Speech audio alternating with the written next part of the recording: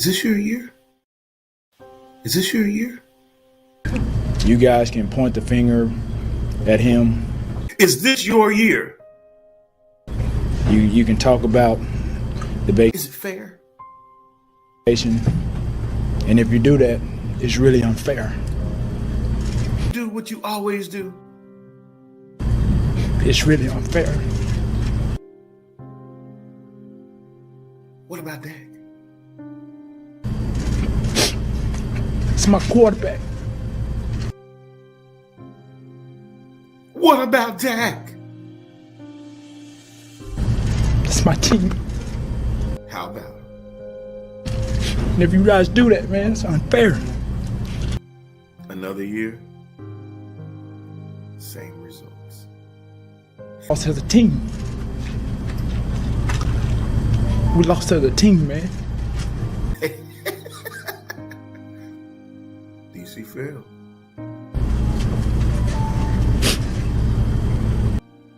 For L, fail.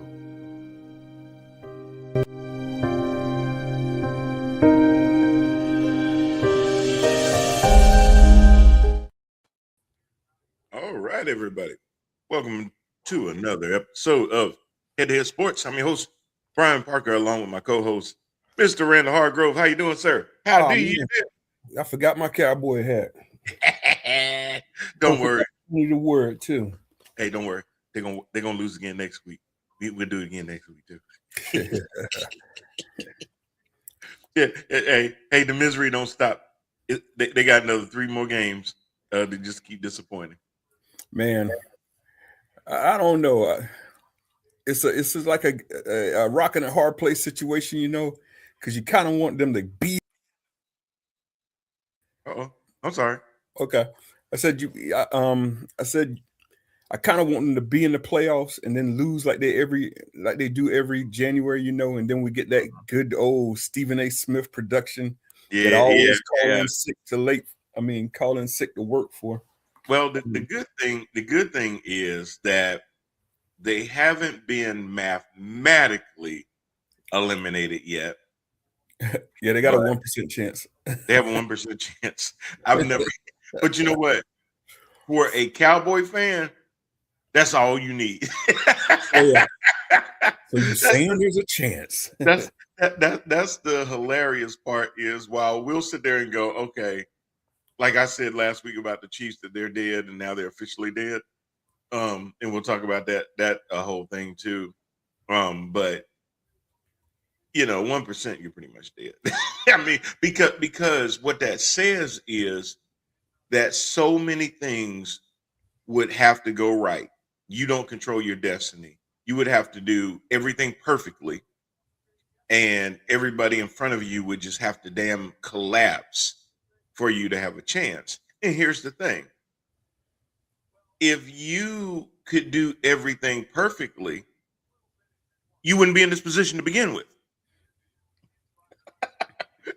You would be in the top 7. That's the whole point. So unless you're in that 8-9 position, you're in striking distance still. Yes, there's some things that you can do to control your destiny. There's a lot of teams where 1 week they're 1 seed, next week they're 2 seed, or even like the Panthers, 1 week they're the 4th seed, or for a couple of days they're the 4th seed. Then they drop all the way to the damn 9th seed because of divisional records and stuff like that. But actually still having a chance to win their conference and jump right back up to the 4th seed. They won't get anything higher than a 4, but they could just stay at a 9. We'll talk about that too. Man, this has been a crazy week. A lot more teams got eliminated this particular week as we get closer and closer towards the end of the season. We've 15 weeks down. We've got 15 weeks down. We got 3 left.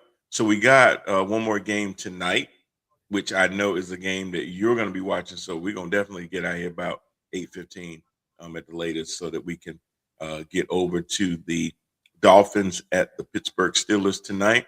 The Steelers have 4 games left, including tonight. They go 2-2. Mike Tomlin's streak continues. So there's going to be some of those that are watching for that.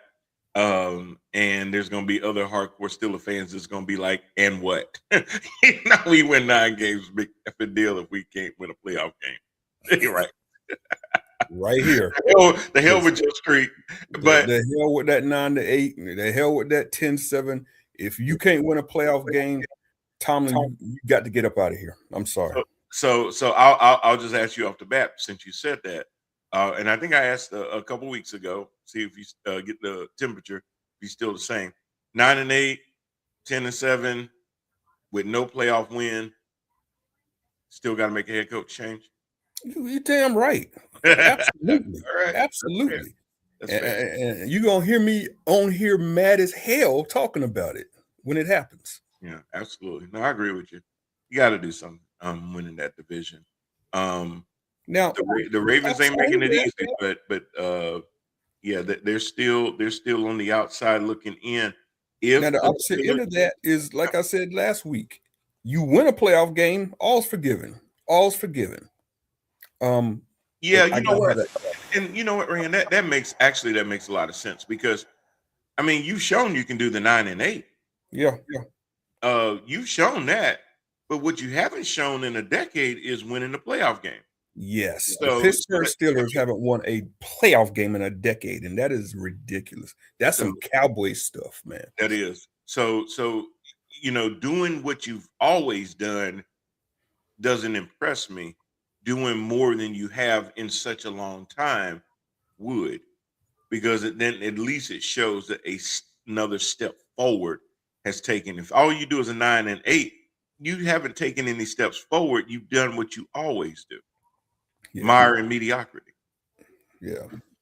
So how are you feeling about this game tonight with the Dolphins coming into town? It's going to be cold in Pittsburgh, and the Dolphins are definitely not a cold weather team. Yeah, I mean, all of the things leaning in the favor of the Steelers. The Steelers have won 22 consecutive Monday Night Football games, if I'm reading that correctly. I just saw that. Yeah, wow. Maybe 22 straight at home or some crazy stat like that. But their Monday night record is just impeccable. You add that onto the fact that Tua is 0-5 in his whole career in games played up under 40 degrees. Tonight is under 40 degrees. So that's another factor that leans in our favor. Any Dolphins. Any snow coming or anything? I don't know. I know it's going to be very cold. I don't know about the snow flurries, but I know it's going to be very cold. But yeah, you just add all those things together.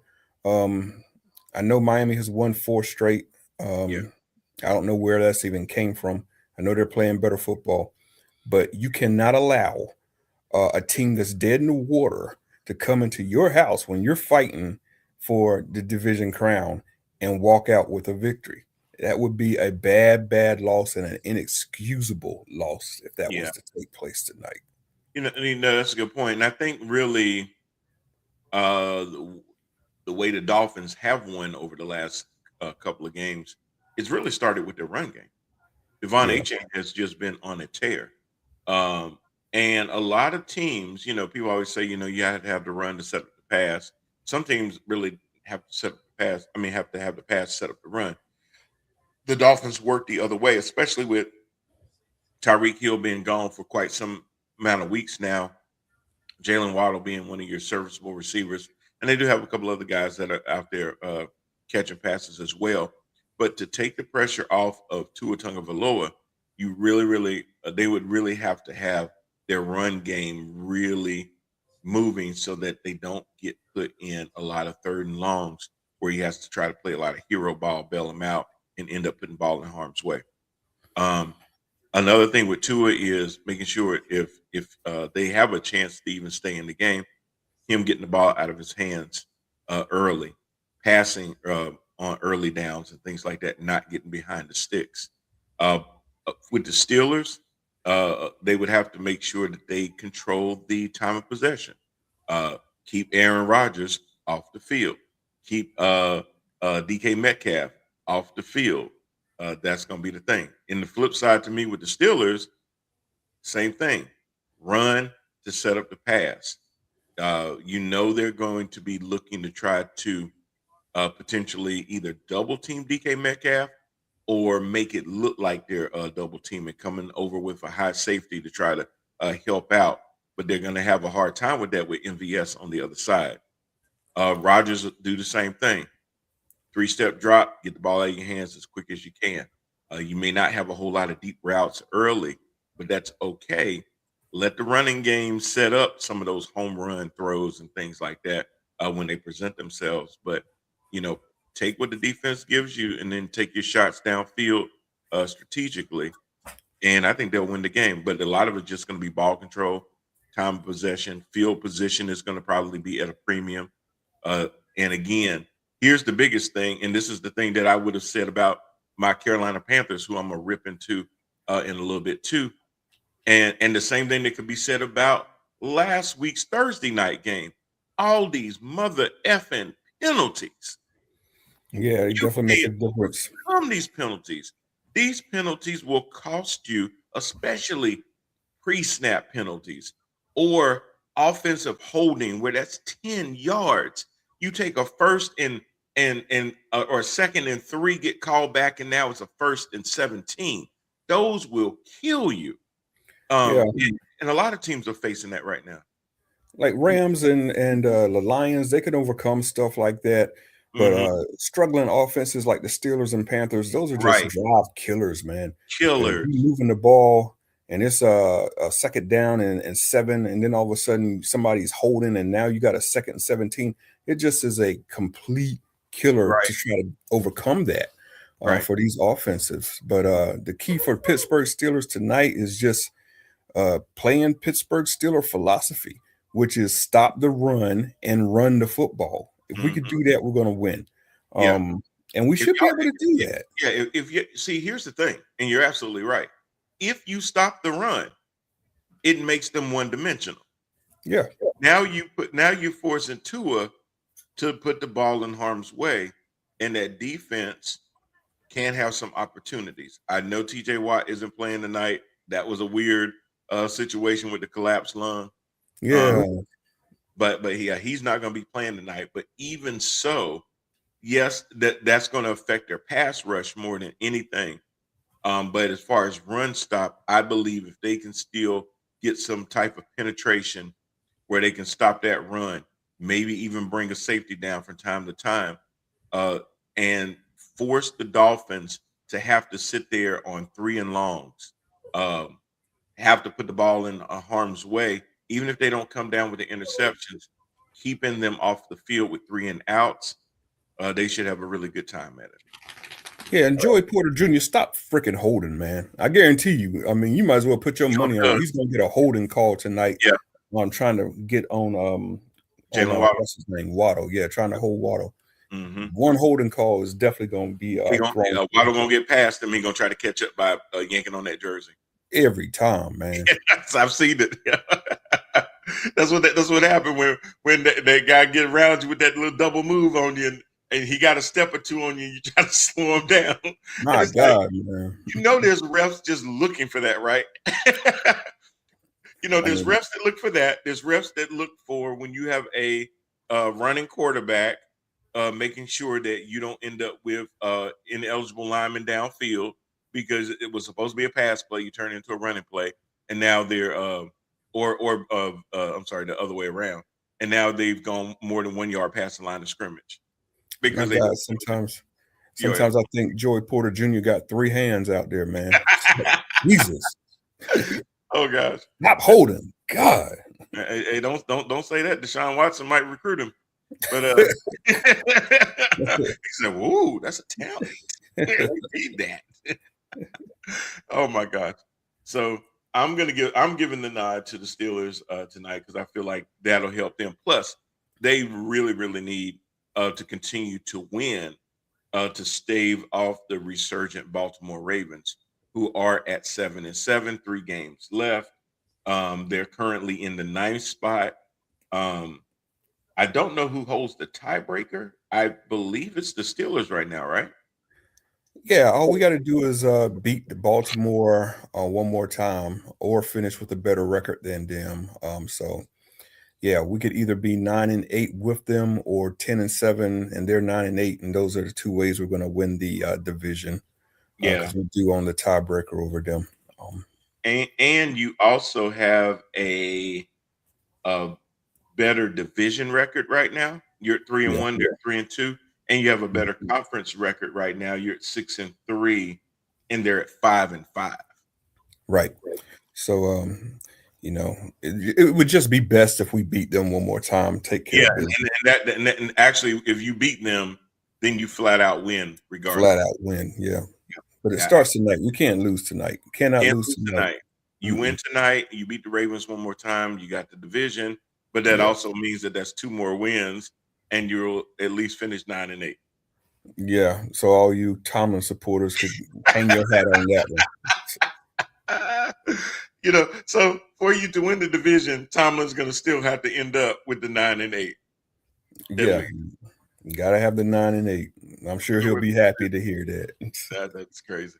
And I just don't see how that's going to be. That permission slip is going to continue to get you a hall pass every single year. At some point, people are going to be like, "Nah, I've seen that before, bro. You can go ahead and put that back right here."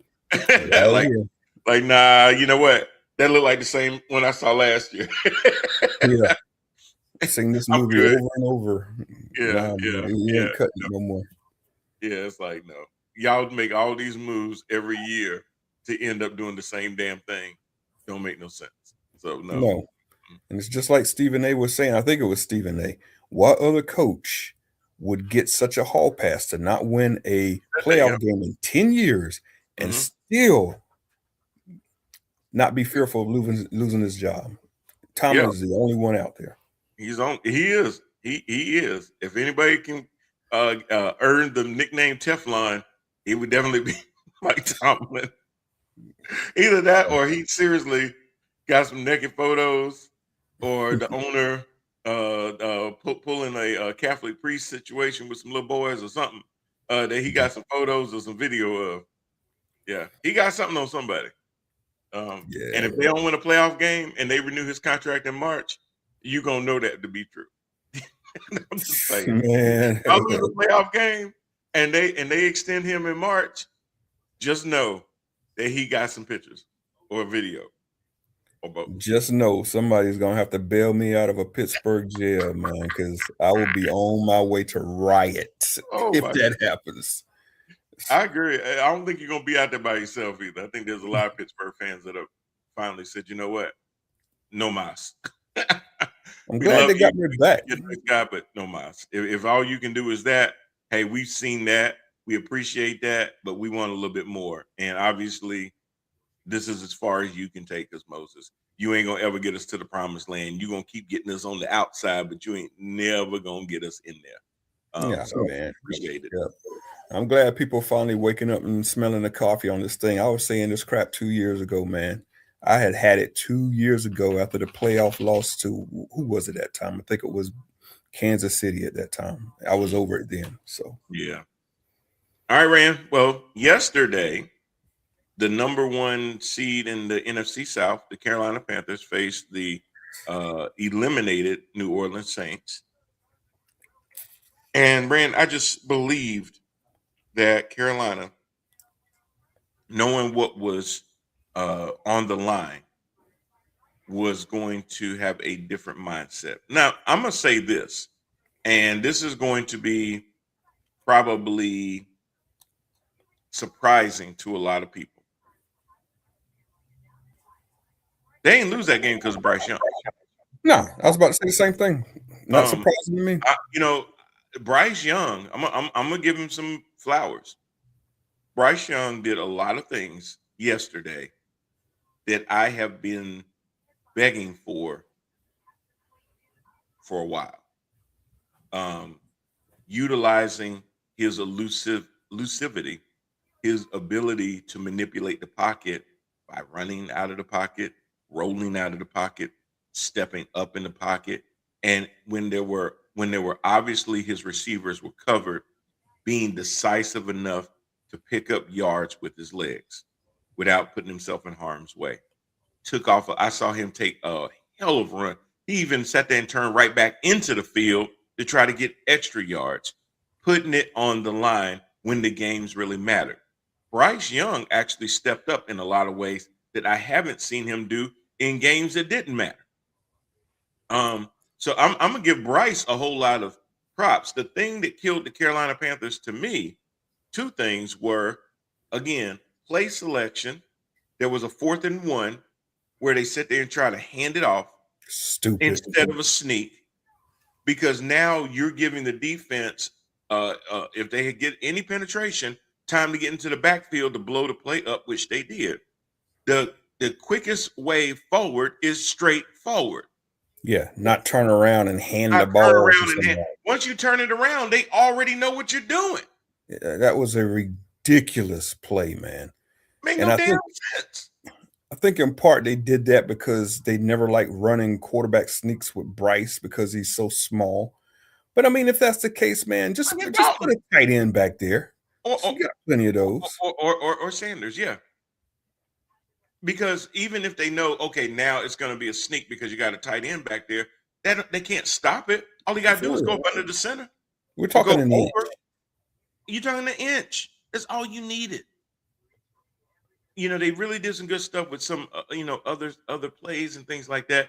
Chuba Hubbard had a good game running. Rico Dowdle had a good game running. Even Leggett caught a nice diving catch. Coker had a nice touchdown reception.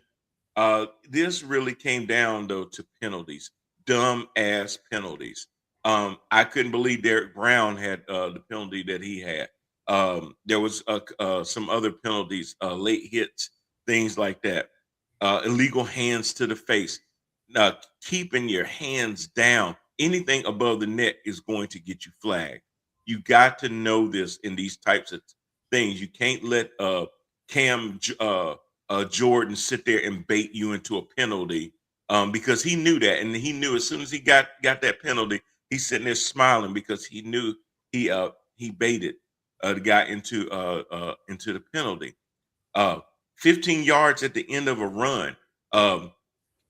Possessions that were going to be 3rd and outs, getting extra life because now you're sitting there doing excessive holding. I think Mike Jackson, even though he got blown up a couple times, played a good game. But Evero, y'all gave too much deference to Olave and Vele out there. God, thank you. Them, how much damn room do you give? I mean, they got 8-9 yards before somebody was even on them. Look, man, that is an excellent point. Because the final touchdown that they gave up was the stupidest thing I've ever seen in my entire life. You are playing literally 10 yards off a guy that you guys are blitzing. You're sending a blitz, but your cornerbacks are playing 10 yards off. What the hell? If the blitz is coming, the quarterback got to get rid of the ball quickly, which he did. And it was almost just but you gave him a cushion. Just gave him so much of a cushion you couldn't even contest the pass. It's ridiculous. You should have jammed them at the line, man. What are you afraid of? Absolutely, man. I'm just sitting there just breaking down. I'm like, why are they giving Vele and Olave so much room? Man, I mean, my God. Especially that final touchdown. I saw it before it even snapped the ball, man. It's like it's going to Olave. Because he had so much cushion that because by the time he got it, he didn't get touched. He just walked it on in. Yeah, he's right in the end zone. I can see, okay, he gets the ball, and you stop his ass right at the 2-yard line because you sat there and laid that wood on him. Nah, he walked right on in. Get up in his face, though, man. If you're going to give up a touchdown like that, let it get burned on a go route. Exactly. Something to the corner of the end zone. I would rather you do that than give up just almost uncontested slant route. Uncontested inside slant. He had enough to go 8 yards and then straight up into a 10-yard route without even being touched. No jamming at 5 yards, nothing. You're not going to jam him? On a blitz? Come on. You gotta hold the receivers up because then he has to pat the ball and hold the ball longer on a blitz, which normally means he's going to be on the ground. Exactly. if you blitzing, the thing that's gonna keep him alive is what? Getting the ball out of his hands quick. That's when you got to press the receivers. That's when you have to press. The ball's coming out quick. You know this. It's like J.C. Horn is our best freaking cornerback. Yep. What is he doing a whole 10 yards off somebody in the red zone? That was most ridiculous thing I've ever seen. Mike Jackson, he was doing the same thing. So I'm like, is the coordinator telling them to do this? And probably why? That, oh my gosh. Man, y'all giving them way too much respect. Y'all act like that's T. Higgins and Jamar Chase out there. Or George CeeDee Lamb. You act like they're on their own 10-yard and not your 10-yard. Exactly. Yeah. And that's the other part. When you're on when they're on your side of the field and they're in the red zone, the field gets a whole lot shorter. You ain't got 10 yards to give them. No way. No, man. That's a crazy part. You don't even have it. Oh my gosh. Jermaine says culture is a real thing. Coming from a championship culture, just like having a streak of winning seasons. Coming from a championship culture, just having a streak of winning season isn't enough. Let a Panthers coach have 10 years of winning seasons, and he'll get a statue inside the stadium. Oh, that's true. He's comparing that to Tomlin. I agree with that, but you know the reason to that is 6-0. Yeah, that's it. 6-0. Mm-hmm. We got 6. Carolina has none. Yep. So of course you're going to take a coach that's going to bring you 10 winning seasons if you don't have a championship. But if you got 6 of the big ones in your championship regiment, I mean, your point of view is going to be a whole lot different, which is why you don't hear Carolina Panther fans every year talking about, this is going to be our year, because Carolina Panthers fans can be excited by just going to the playoffs. Exactly. Carolina Panthers fans can be excited by just having a winning season, period. And they're still in a position to do that, even stubbing their toe like this. Jermaine had said pre-show that the Panthers were who we thought they were. And I'm not sure about that though, Jermaine. I don't know if they know who they are.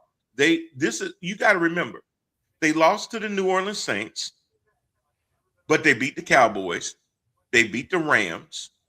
They do these things. So is it beyond my capacity to believe, especially after watching how Seattle played yesterday, that they can sit there and go beat Seattle at home?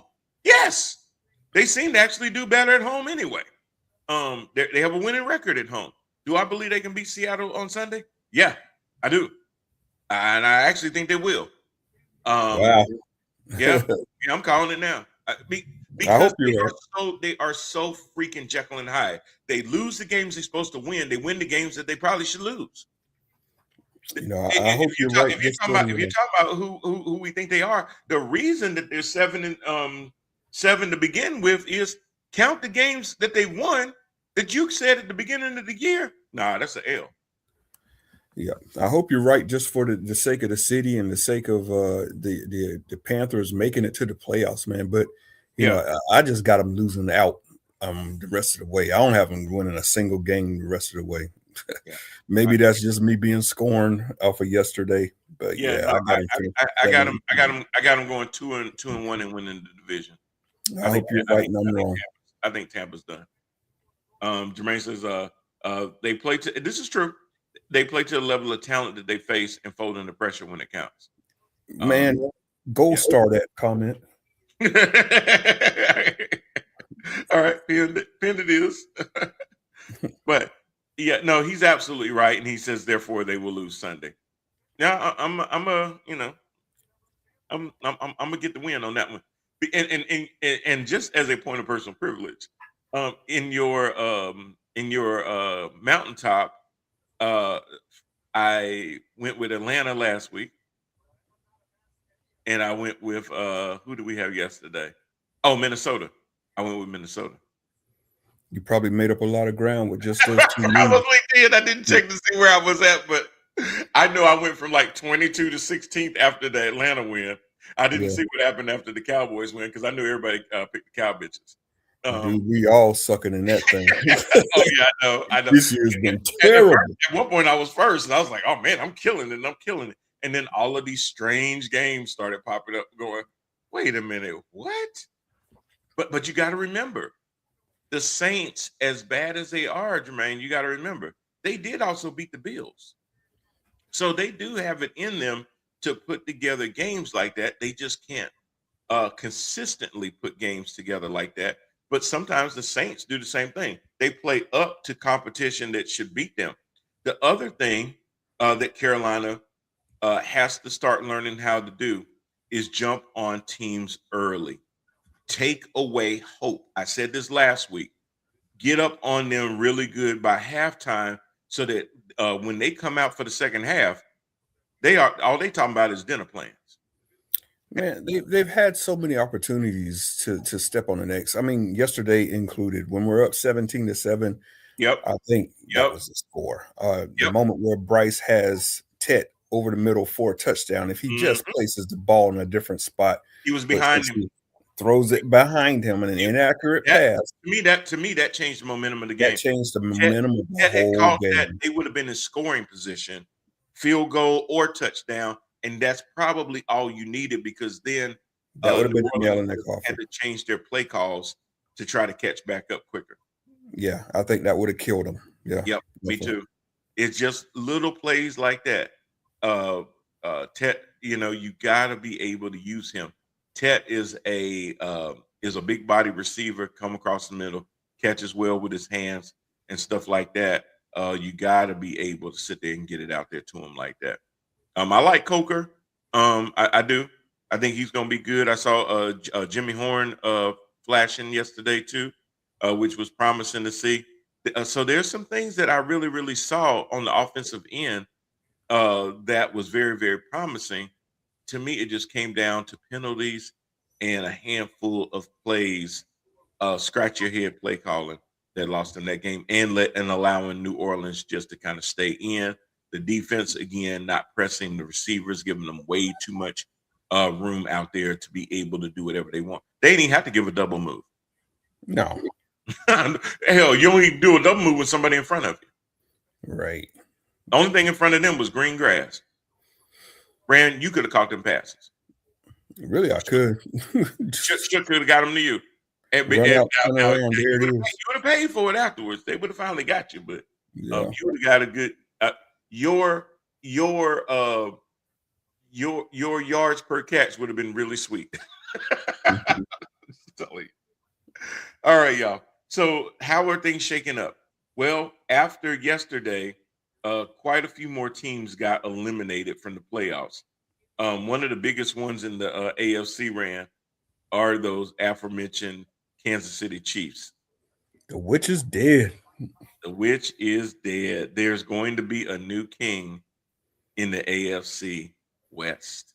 All of Buffalo is celebrating right now. That's funny you say that, but yeah, I saw something where it says, this has got to be Buffalo's best chance because Kansas City is finally out of their way.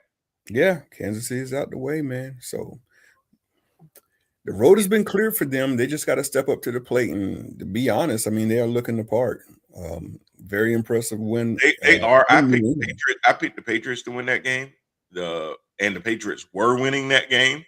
And Buffalo, for the second week in a row, starts out slow and then mounts, 3 touchdown comebacks and stuff like that. And you're looking at them like, one minute they look dead, uninterested, out of the game and everything, and then some light flashes or the light switch flips, and then they just go on, and you're just like, okay, there's no way in the world they can make this up and catch back up again. Now, I will say this: I've seen teams do that before, but at some point that catches up with you. You cannot start out slow like that and think every team is going to let up off the gas. Cincinnati, we kind of understood that could happen because their defense sucks. And if they don't outscore you like that, then they wouldn't have a chance in any game. But for them to do it 2 weeks in a row, I mean, it shows that at least they believe that they're never out of a game and can come back like that. Yeah. So the AFC East isn't quite in the hands of the Patriots yet. Not yet. They're at 11-3. They do control their destiny with it. but the Buffalo Bills are currently the 6th seed, only one game behind at 10-4. Yeah. So you got that going for you. With the Patriots losing, they lost a grip of the number 1 seed to the Denver Broncos, who handled their business yesterday against the Green Bay Packers. I was a little surprised. I also picked the Packers to win that game. The main reason why is I felt like Bo Nix has kind of still been a little up and downish. Their defense has really carried them. They have won a lot of one possession games. And I figured at some point that was going to come back to bite them. I saw Green Bay starting to operate a little bit better, especially with Christian Watson kind of coming up and everything. Josh Jacobs, Jordan Love doing a lot of good things. I thought this was going to be one that devastating injury for Parsons, though. Yeah, Parsons sat there, non-contact knee injury. I saw when he kind of made the cut in to try to rush the quarterback that his knee didn't go with him all the way, and it was obvious that it was a tear at that point. But that got confirmed today. It's really, really bad to tear an ACL around this time of the season.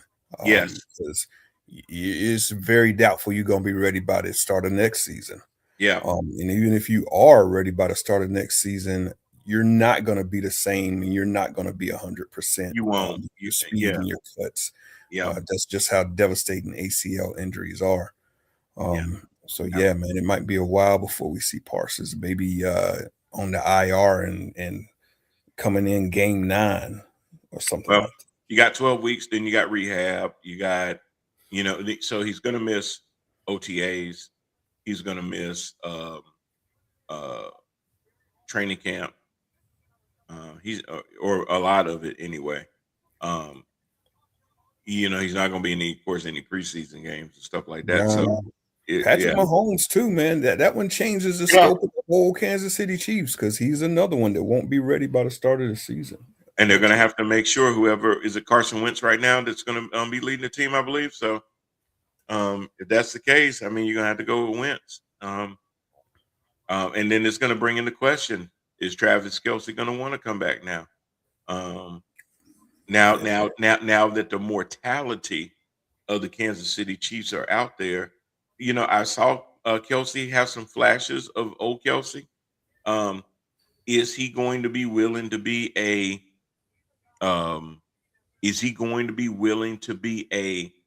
Robin versus Batman in the situation? Because his role is going to end up being reduced if he comes back, I would imagine.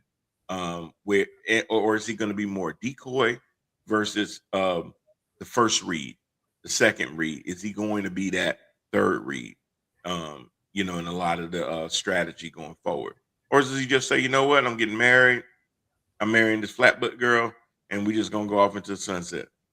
You might as well just go on off to the sunset, man. I just don't see another title for Kansas City anytime soon. It's gonna be a while because Denver looks for real. The Chargers are getting there. I still have questions about the Chargers. I see them too. Like, they're not quite right. Something wrong with the Chargers. I'm trying to put my finger. They're kind of like the Panthers, man. They are. They're so Jekyll and Hyde-ish that when they're clicking, but when they're not, they just look like they're just totally lost out there. And I'd be looking at them like, what are y'all doing? Yeah. And again, switching over to the Chargers real quick. And I'm saying this because this is going to be one of those things. How do you extend Justin Herbert? How do you continue to throw money at him when he has not gotten you to the playoffs? Yeah. Now, right now, they are in a position to go. They're currently number 5 at 10-4. They actually won the tiebreaker over Buffalo based on win percentage in conference games. So that would keep them at 5 over the Bills if they can end up with the same record. They're both at 10-4 right now. That's just a seeding issue more than anything. They would still be in the wild card weekend. So at that point, it's not a home game either way. It's just who you end up playing. In that first round. But yeah, the Chargers look a little funny, but right now you've got New England number 2, you've got Jacksonville, another 10-14 at number 3. And the way that the the AFC South is ran, you got the Colts at 8-6. They're not totally out of it, but they would need some help. They would have to probably win 2 of the last. Well, they would have to either win 2 of the last 3 or all 3. And then Jacksonville would have to basically lose at least 2 of the last 3. That's the only way that they can jump. Jacksonville seems to be stepping on the gas a little bit. They are offensively, absolutely looking pretty daggone good. And the Colts, I just don't see it with 45-year-old Phillip Rivers. I mean, he did his best yesterday. And, for somebody ain't played in 5 years, he actually looked pretty damn good. I was telling my wife, hold on, let me warm up a little bit. But you know what I think is going to happen with Rivers? You know how Cam looked great when he came back to the Panthers for the second time, and he went out there and he beat the Cardinals, I believe it was. Yeah, everybody was kind of pumped up and said, "Oh man, he's back! He's back!" He even looked into the camera and said, "I'm back." Not really. It all went south after that game. So yeah, I kind of see the same thing with Rivers. I said the same thing. I said, you know what? I hope he doesn't give them false hope that he performs well, and then they expect, because the one thing you can expect from a quarterback that's over 40 years old is to be able to give you stuff in spurts, flashes, things like that. But what they lose is that normally that consistency to be able to do it game in and game out. And when you're talking about being down to your last 3 games, you don't have no games to sit there and end up missing, even though you're out there. Yeah, they need you for all those games. So we'll see how that goes. But that's an interesting story, how they elevated him that fast, and how by him signing, that removed him from being a semifinalist for the Hall of Fame. And now he won't be eligible until at least 2031. He was going to be a semifinalist for Hall of Fame consideration, but because now he's on an active 53-man roster, that delays him again 5 years. I wouldn't have made that decision, man. But he must really just truly love the game. I mean, I think. Oh yeah, you would have to at that point. Yeah, you would have to at that point. But yeah, that was an interesting story. At least they made it competitive. It was at least kind of good to see he didn't get hurt. He walked away from that game intact. So that was good to see. The bad news, though. Yeah. You bring a Phillip Rivers up from the practice squad and put him on the active roster, and he starts the game. Of course, the Seattle defense has no idea what to expect from this guy. Right. However, the next game, a defense gets to prepare for him. That's correct. Yeah. Well, that's true, because they didn't even fully announce until Saturday that he was going to be the starter. Yeah. Even though it was pretty obvious they were tracking that way. But what you going to do, dust off 5 years worth of film? Exactly. It's not even the same dude. So even if you knew for a full week, who was going to run the practice squad and imitate a 39-year-old Phillip Rivers? Right. Exactly. Throwing sidearms at that, So, that crazy throwing motion of his. But yeah, so that was interesting. Your number 4 seed right now are those Pittsburgh Steelers. Again, all they need to do is continue to win, and they can hold on to that division and stave off the Baltimore Ravens. If the Ravens can't beat the Steelers, it's going to be hard to see who they can jump, because the Texans are the number 7 seed at 9-5. What that would have to mean is the Texans basically don't win any more games, and the Ravens would have to win out. If they can't get to if they can't get the AFC North outright, the only path for them into the playoffs would be to hope that Houston stubs their toe Indianapolis doesn't do anything, and then they win out and then they would have to be 10-7. But once the Texans get to 10-7, I do believe they're going to be in the driver's seat because they would still have a better conference record. Right now, their conference record is 7-2. Yeah, it's going to be a tough that would put the Ravens out, and that's going to open up a whole lot of questions too about the Ravens. Normally, being a team that does exceptionally well in the regular season, and then just falls apart when playoffs come with calling. Yeah. It's going to be a really tough ask for them to get to the playoffs. I mean, but it is possible. I'm not saying that, of course. But it's going to be a tough ask. They got to beat us. And then the last time I took a look at their schedule of remaining opponents, I know the Patriots were up there. So that's a tough one for them. And I think they had another tough opponent on their schedule too, if I remember right. So. Yeah. So what the Ravens have left would be the Patriots in Foxborough. Tough game. I'm sorry, not in Foxborough. At Baltimore. It's their last home game. The last two games are away at Green Bay and at Pittsburgh. Oh yeah, man. That is a murderer's row. Trying to win all three of those just to have a chance. If they lose one of those, it's more than likely over. Right. I don't know if it'll be mathematically eliminated, but for all intents and purposes, that would be over to me. Yeah, that's a tough one. That is tough. So the Ravens definitely, probably just waited too long to start coming back, and it's going to catch up with them. Dug too deep of a hole, going to get relatively close. Still, they got a good chance to have a winning season. They could do a 9-8, but they would have to go 2-1 over the last three. That's still going to be hard. I could very well see this team going 8-9, actually. Yeah, there's not many 1-5 teams that end up in the playoffs. It's just not. And this is why. Because you need to stack those games early. So when you hit mid-season, injuries start mounting up, things like that happen. You've sort of insulated yourself in a way, and that you can absorb that a lot easier than starting from behind so much. Now here's the funny thing: is in 10th place is the Miami Dolphins at 6-7. They are not mathematically eliminated yet.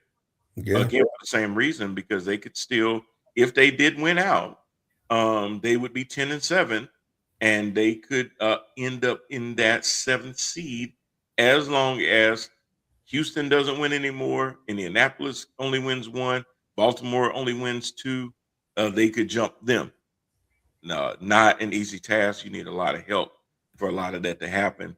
But mathematically speaking, they're still in it too.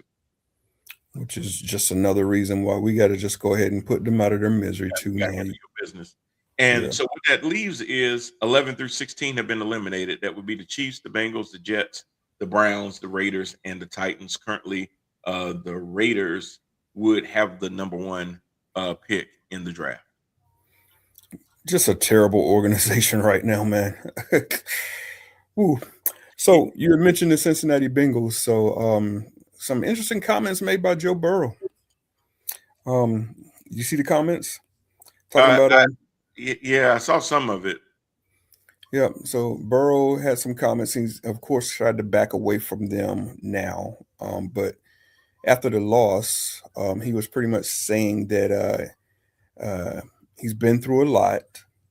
And if he's going to be playing football, he would prefer to be having fun while playing football. Oh, yeah. Doesn't sound like he's having a whole lot of fun in Cincinnati right now. And just it's very interesting because, next year, I mean, he could pretty much, opt out of that contract and go elsewhere. And the teams that would have some buying interests is one of them is my black and gold.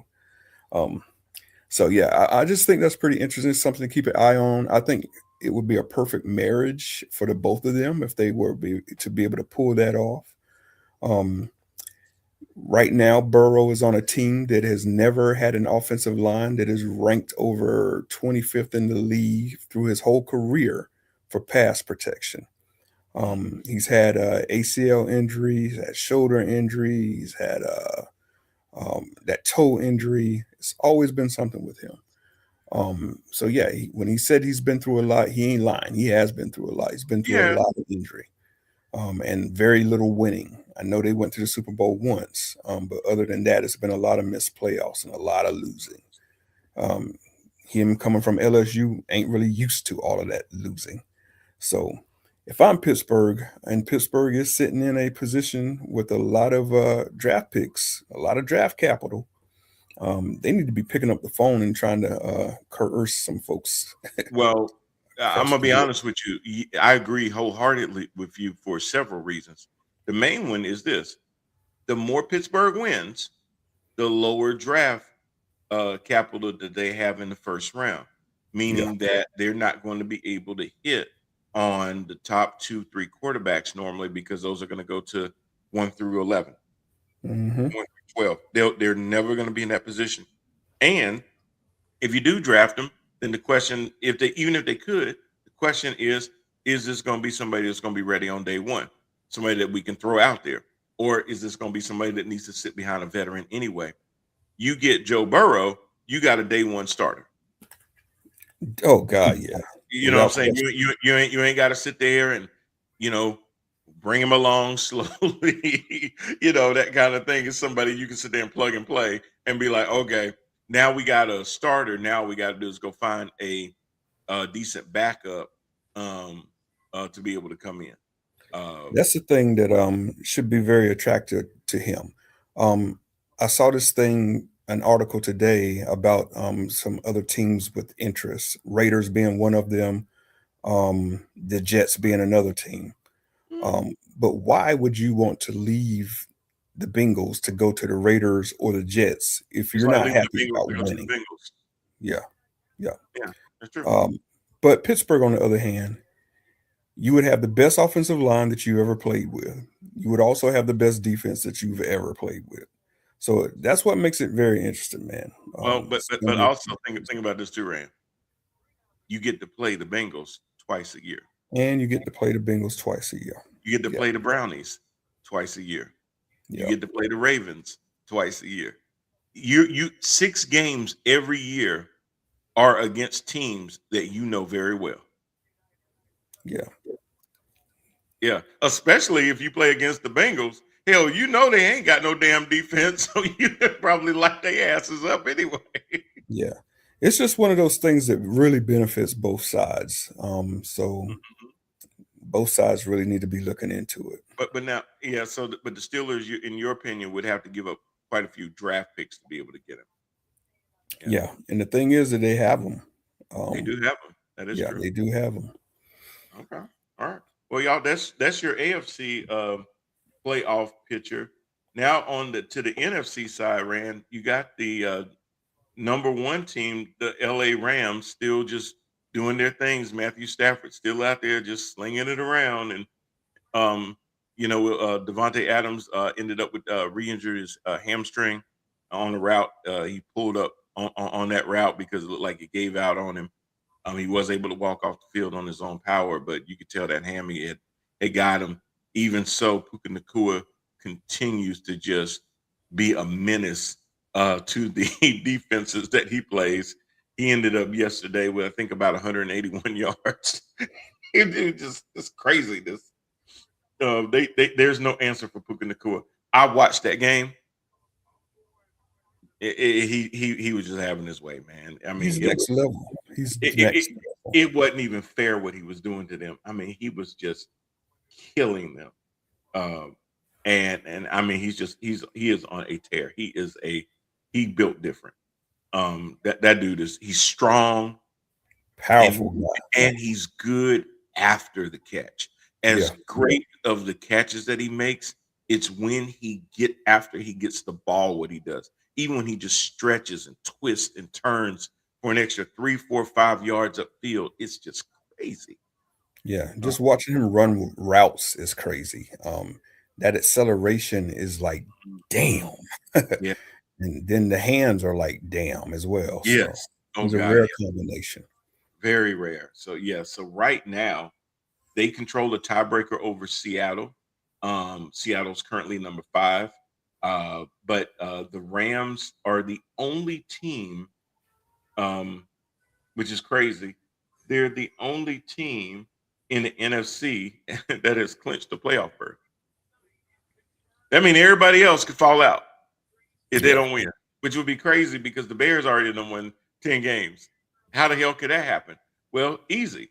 The Packers are 9-4-1, and if they continue to win and the Bears end up losing, the Packers could end up going from the 7th seed to the 2 seed, which is crazy. The Rams will make it, but it doesn't mean that they would be the 1 seed. They could still end up not being the 1 seed because Seattle, even though they're the 5th seed right now, they're both 11-3. If Seattle wins out and the Rams start to lose, they could change places and go from 5-1. Yeah. So a lot of that's in flux. Of course, I'm happy that my Eagles did what they needed to do against the Raiders. They didn't play down to the competition. They took care of business and spanked that ass like I needed them to. I saw a little bit of old Saquon. I saw some A.J. Brown. I saw Jalen doing his thing. I was like, okay, welcome back. Which again puts pressure on the NFC South for those cow bitches to be able to make up ground because if the Eagles continue to win, that is going to be hard. Now the Eagles, their last 3 games ran.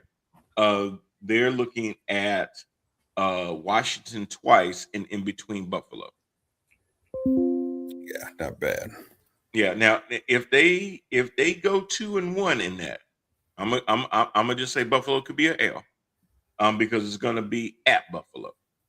One of the Washington games, of course, will be in DC, and they'll have one more home game, their final game against Washington, which I believe that game potentially could mean something. Could be a meaningful game. But if they go 2-1, Rand, that's going to give them 11 wins. They get to 11, the cow bitches, even if they do win out at this point, they can't do anything. I mean, they can only the cow bitches can only get to 9.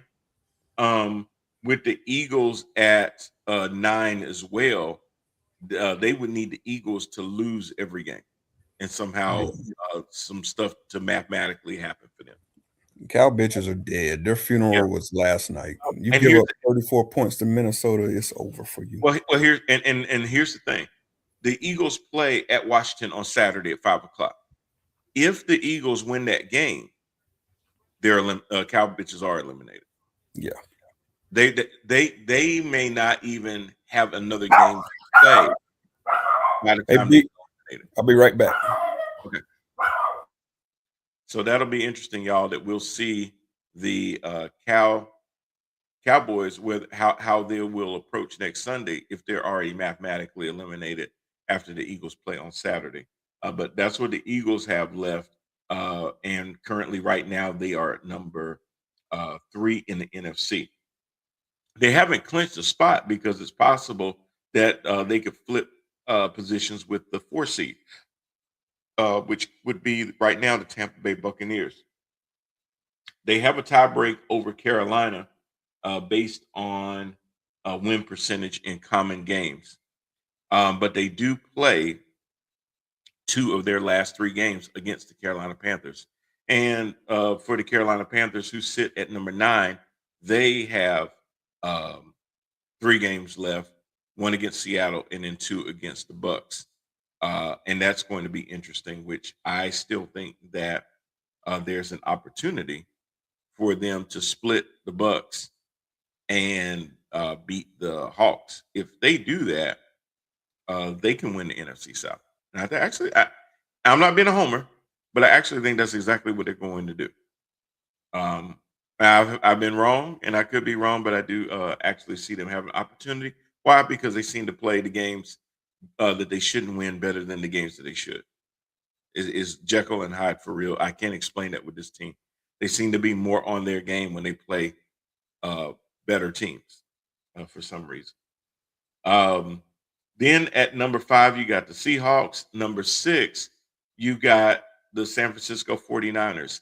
again, the NFC with 0-3 in the last games for Carolina. That's fair, Jermaine. We will see.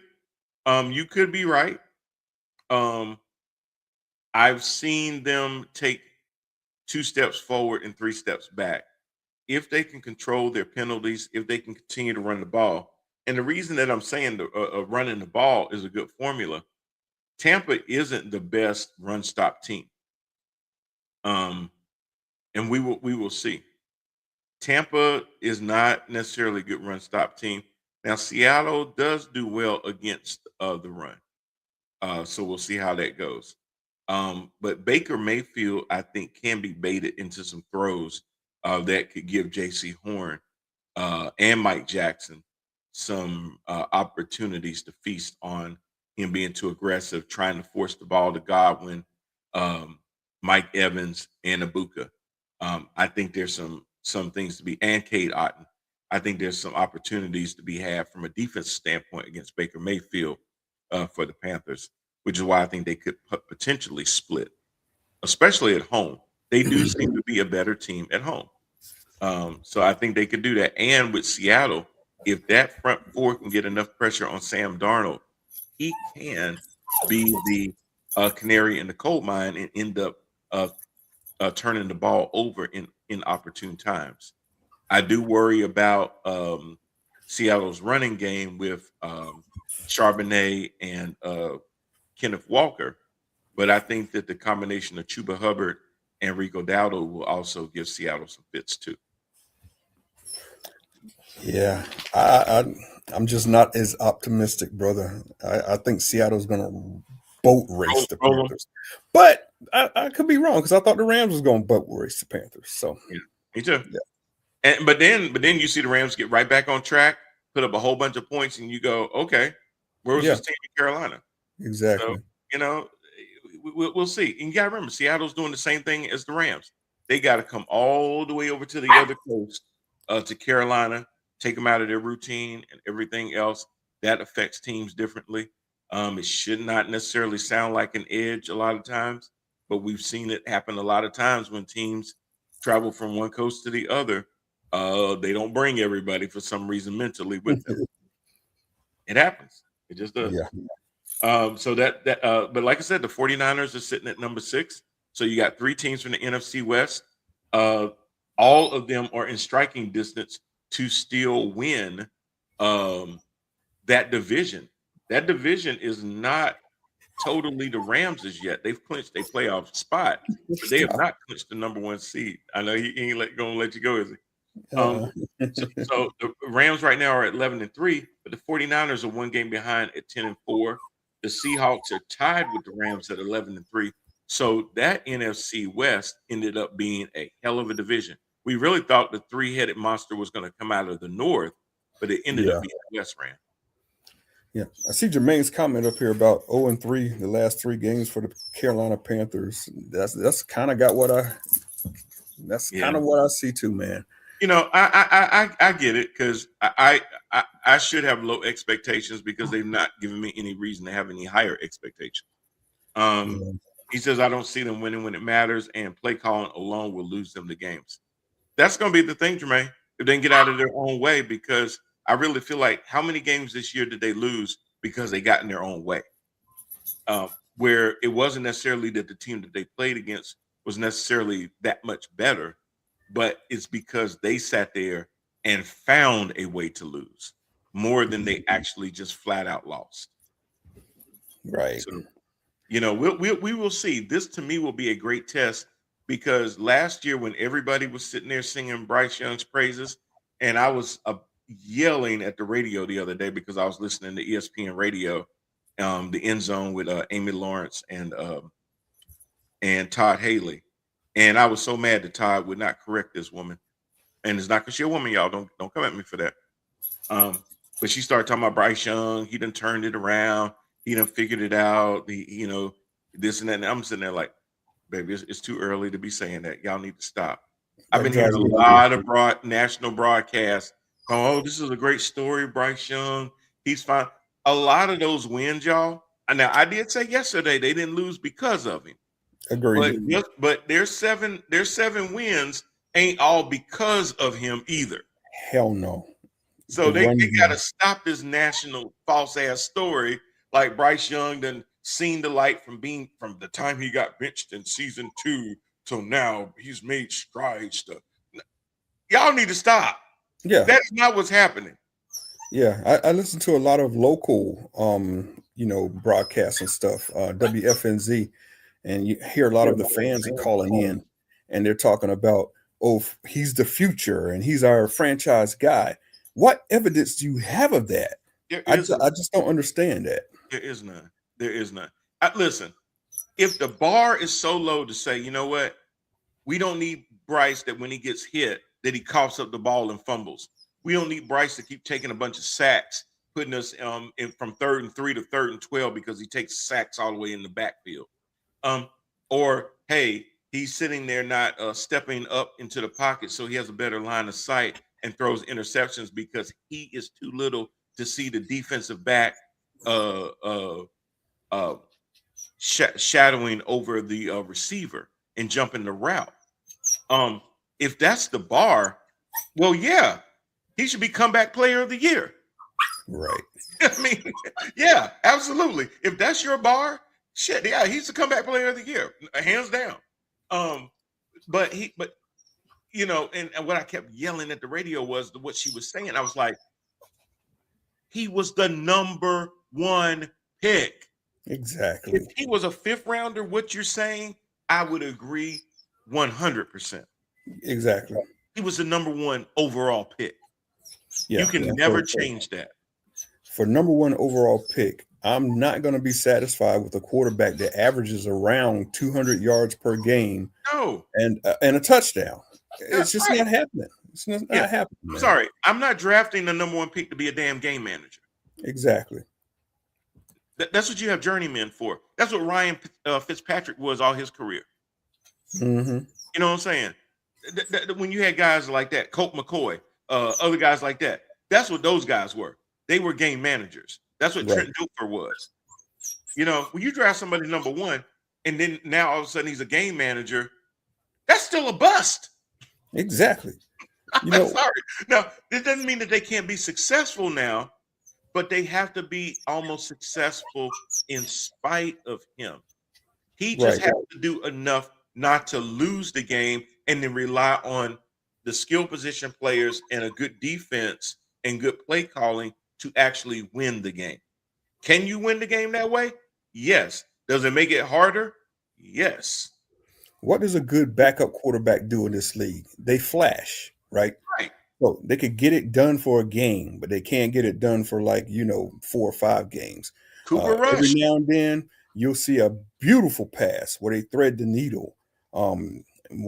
Just wow, you like, wow, he just dropped it right in the breadbasket. Like on the string. But majority of the time you're seeing turnovers, incompletions, fumbles, inaccurate passes that are behind the receiver instead of in front of the receiver. And those kind of passes are taking points off the board. So that is all Bryce Young right now. That is his game completely. He flashes every now and then. He's got the ability to win one here and there, but he can't put together 2 and 3. That's completely Bryce Young, man. Absolutely. Absolutely. Yeah, Jermaine. Yes, let's take him out the broadcast booth and bring Delhomme back. Yeah, why not? I think Jake would disagree with that. Hey, while we at it, let's bring 89 back out too. And so you can tell people to ice up, son. Hey, go ahead and bring Muhammad back too. Just keep Kelvin Benjamin's fat ass away. It will be good. To round out your teams, you got the Cowboys at 10, and then the 11 through 16 on this side has been eliminated as well, Rand. The Minnesota Vikings couldn't tell last night that they had been eliminated. Atlanta Falcons, the Saints, the Commanders, the Cardinals, and the Giants all eliminated at this point. The Vikings really put up a good show last night. I thought J.J. McCarthy played a pretty decent game. The only thing about this kid is his throwing motion is crazy, and he throws very, very hard. All of his passes are so hard, and he did this still without getting Justin Jefferson involved in that game. But the Dallas defense just could not stop the Vikings when it mattered. McCarthy was able to manipulate the pocket a lot of times by rolling the pocket, stepping up into the pocket, buying time for his receivers like Naylor to get down the field and be able to make some huge plays. Yeah. So very, very good game there. All right, Rand, I know we got to get ready to close out because we got this game going on starting right now, actually. Yeah, kicking off right now. Yes, sir. Kick off right now. Other than this game tonight, who you got coming up this week that you're looking at? Oh, God. I think the Ravens in New England are this week, right? The Ravens do play the Patriots Sunday Night Football, NBC. Yeah, that is the one that I'll definitely have my eyes on. Okay, that's going to be a really, really good one. You've also got the Steelers playing the Lions on Sunday. That is an L. So I will not be paying attention to that one. It's a 425 game, so we will see. That's going to be a good game. You've got Rams and Seahawks this Thursday. That's going to be a good game. Saturday, of course, we got two games. We got the Eagles, Commanders. We got the Packers, Bears. That should be a good game. A lot of implications going to be in that game. Chargers play the Cowboys on Sunday. That should be a decent game as well. The rest of the games, though, Rand, look like absolute dookie. But they still need to be played. But we will see what happens. With that, y'all, we will let y'all go. We'll see y'all again next week. Remember again. Oh my goodness. That's all you wanted. Hey, let me know I'm here. I take it Steelers fan too. Yeah, tonight. Okay. Just make sure it wasn't a divided house. But we will see y'all again next week. If you are betting, make sure that you bet with your mind, not with your heart, and don't bet more than you are more than willing to lose. With that, y'all, we will see y'all again next week. Y'all take care. Peace out.